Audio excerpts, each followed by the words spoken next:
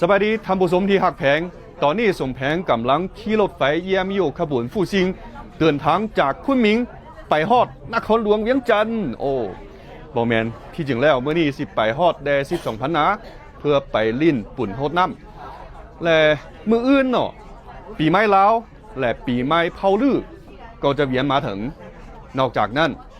ขบวนรถไฟขนส่งผู้โดยสารสากลจีนลาวลาวจีนได้เปิดน้ำใส้ยังเป็นทางการครบรอบ2 ปีแล้วในโอกาสนี้กลุ่มบริษัททั้งรถไฟจีนได้จัดการแสดงศิลปะที่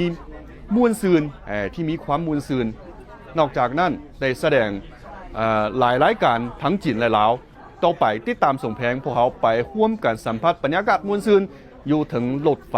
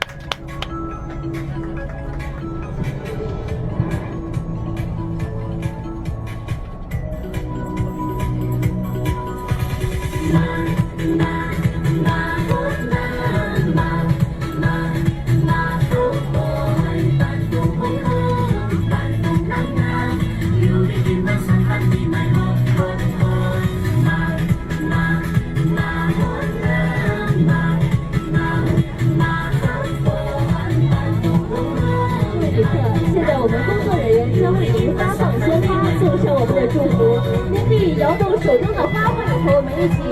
共享音乐的狂欢。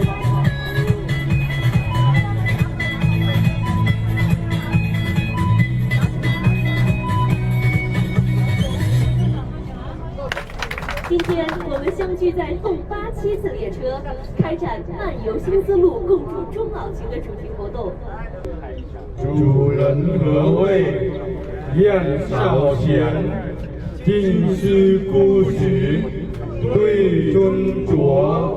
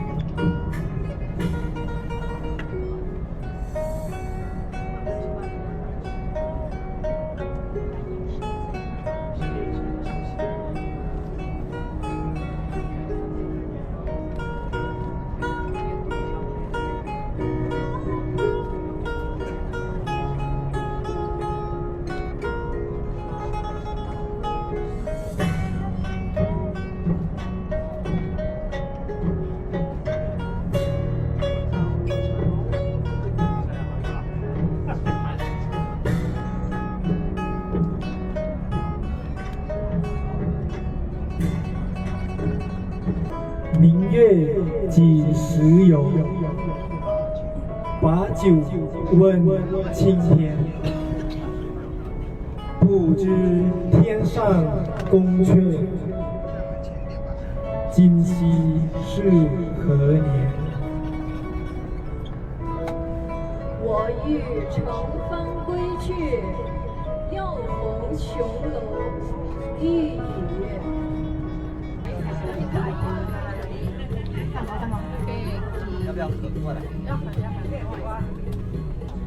来，各位旅客朋友可以和我们一起合影打卡留念。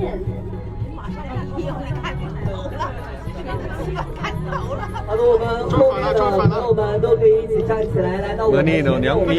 เค้กเฉลิมฉลองสมเสย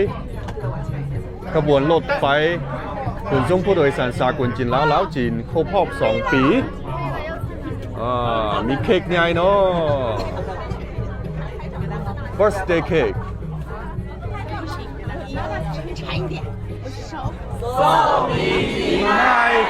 เย้ 中南铁路生日快乐！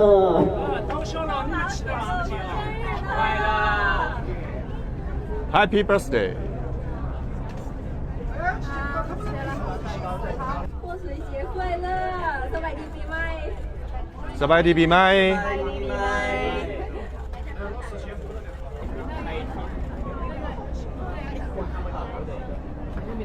Hello 嗨，你好你好。สบายดี สบายดี What's the meaning of? Laos language Yeah, it means hello. Yes Okay. And sorry where I come from I'm from Tanzania. Tanzania Yes. So it's the first time to To travel? travel by this train Yes. For this train is my first time, but I travel speed train from Beijing to Hangzhou. But for Beijing this and line, Hangzhou. But this line is my first time. Yeah. in Yunnan is Yeah, first Yunnan. time So I mean, the train from China to Laos. yes maybe next time Yes. So how do you feel about this train Yeah, I feel very great because, you know, they have all the service, I mean, we need. Yeah, and we have internet here, we have comfortable chairs, we have everything. So, and the speed of the train is great. Yeah. Okay, nice to meet you. Nice to meet you. I wish you have some chance to Laos. Yeah, and Travel in also Laos. let me add something. Also, I enjoy very much because, you know, there was dancing, you Yeah, know, dancing, and I yes. was dance with them. So I enjoy this Lots of thing. program. Yes, yeah. I love Okay. program. Yeah. Thank you very much. Welcome. 谢谢。谢谢โอ้สบายดีปีใหม่พวกน้อง สบายดีไหม เมื่อกี้นี้อ้ายได้ซุ้มการแสดงของพวกน้องงามหลายเข้าใจ เทื่อนี้พวกน้องมาแสดงอยู่ทั้งรถไฟเนาะอันพวกน้องเรียนอยู่จิตบ่ โดยมีแล้ว เรียนอยู่มหาวิทยาลัยอยู่คุมิงเนาะ โดย โอ้เทื่อนี้สิกลับบ้านเลยบ่หรือว่า โดยบริการขอแสดงแล้วก็กับเอียน อ๋อยังกลับโรงเรียน 2 คนที่กลับบ้าน2 คนกลับบ้าน มี2คนกลับบ้านเนาะโอ้ทั้งสั่นก็เนื่องในโอกาสนี้เนาะไอ้สมแพงกำลังสัมภาษณ์เนาะมื้ออื่นเนาะก็เป็นปีใหม่ลาวแล้วอันสิมีความเว้าหยังบ่สิเว้ากับพ่อแม่พี่น้องล่วงหน้าเนาะในโอกาสนี้เพราะว่ามื้ออื่นกลับบ้านบ่โอเคมื้ออื่นก็กลับบ้านมื้อนี้เนาะก็ในรายการของไอ้สมแพงเนาะก็สามารถเว้าหยังบ่หรือว่าอยากเว้าหยังบ่นำพ่อแม่พี่น้องก็สามารถผ่านรายการของไอ้สมแพงก็ได้ เนื่องในวันปีใหม่ปีนี้ก็ขอให้ทุกคนสุขภาพแข็งแรงแล้วก็ขอให้โชคดีวันหมาเฮง โอเคงามหลายน้องเด้ น้องกาเนื่องในโอกาสวันปีใหม่ลาวก็ขอให้ทุกคนมีสุขภาพแข็งแรง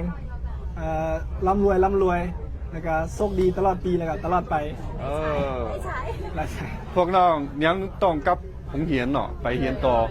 แต่ปีนี้เสียดายเนาะเมื่อบ้านบ่ได้อัน แต่ก็มวนซื่นคือกันเนาะอยู่จีน แม่ยุคคนหนึ่งก็มีลินปีใหม่ อยู่คุณมิงก็ลินปีใหม่ ใช่ ว่ะ เพราะน้องอยู่ปี2แล้วเคยเป็นลินมาปีกายนี่แหละ อยู่ใส่เนาะเราจัดงานบอก โลกซื้อบ้านก็มี อ๋อก็ มันมีหลายบอล มีหลายบอล โดยแต่ละบอลก็จะมีเอกลักษณ์แตกต่างกันไป โคตรนำบอก โดยมีการโทนน้ำเปิดเพลงอย่างสุดคืออยู่เราเลย โดยคันสันก็อยู่จีนก็มวนซื่นคือกันเนาะก็มีได้ว่าบ่สามารถร่วมกับพ่อแม่พี่น้อง โดย แต่ว่าพวกเขาอยู่จีนก็คืออยู่ลาวแหละ แม่ เพราะว่าเป็นครอบครัวเดียวกันเนาะ โดย โอเคมีรายการมาราธานปีไม้ลาวเนาะก็ปีไม้เฮาลือก็คือกันกับปุ่นกุดจีนแหละล้วนแต่เป็นบุญประเพณีของประชาชนที่ครอบครัวเต้าอมกัน แล้วก็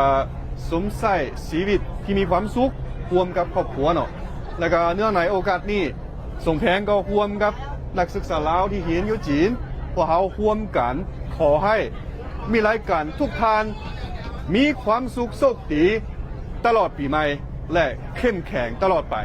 อายุวันนะสุขภาละสบายดีปีใหม่สบายดีปีใหม่